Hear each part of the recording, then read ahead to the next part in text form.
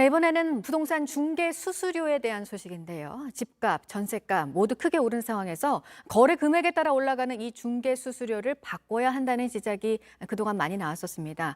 시민들과 전문가 등의 의견을 수렴해온 국민권익위원회가 개편안을 마련한 것으로 확인이 됐는데 매매의 경우 9억 원, 전세의 경우 6억 원이 넘으면 수수료가 크게 줄어드는 내용입니다. 먼저 정아람 기자입니다.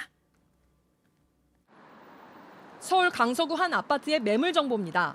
지은 지 15년이 넘었는데도 9억 원 밑에 매매나 6억 원 아래 전세는 보이지 않습니다.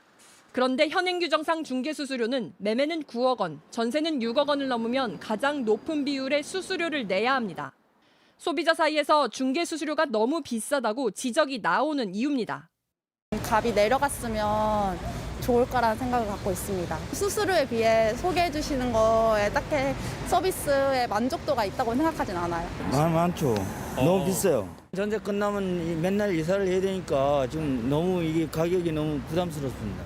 이러자 국민권익위원회는 집값과 전셋값이 크게 오른 점을 감안해 수수료를 개편하기로 했습니다. 이를 위해 권익위는 공인중개사와 시민 등의 여러 차례 설문조사를 했습니다. 그 결과 매매 9억 원, 전세 6억 원이 넘을 경우 수수료를 지금보다 낮추자는 의견이 가장 많았습니다. 이 방안을 보면 매매의 경우 9억 원에서 12억 원의 구간을 새로 만듭니다. 현재 최대 0.9%인 수수료를 0.7%로 못 박자는 겁니다. 매매값이 12억 원을 넘어서면 초과분에만 최대 0.9%를 적용합니다. 전세도 6억 원에서 9억 원 구간을 신설하고 수수료를 최대 0.3%에서 0.5%로 낮춰서 고정시킵니다. 9억 원이 넘으면 매매처럼 초과분에 대해서만 최대 0.8%를 매깁니다. 이렇게 하면 10억 원짜리 아파트를 사고 팔 때 수수료는 900만 원에서 550만 원으로 40% 가까이 싸집니다. 6억 5천만 원짜리 전세 수수료는 520만 원에서 235만 원으로 지금의 절반도 안 됩니다.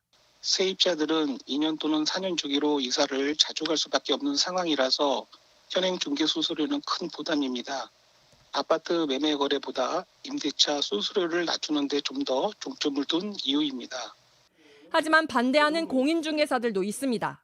중개 보수 수입이 줄어들 걸로 예상되고 있는데요. 여기에 대해서 국토부 및 각 지자체가 좀 더 면밀하고 세밀한 추가적인 검토가 필요하다고 보여지고 있습니다. JTBC 정아람입니다.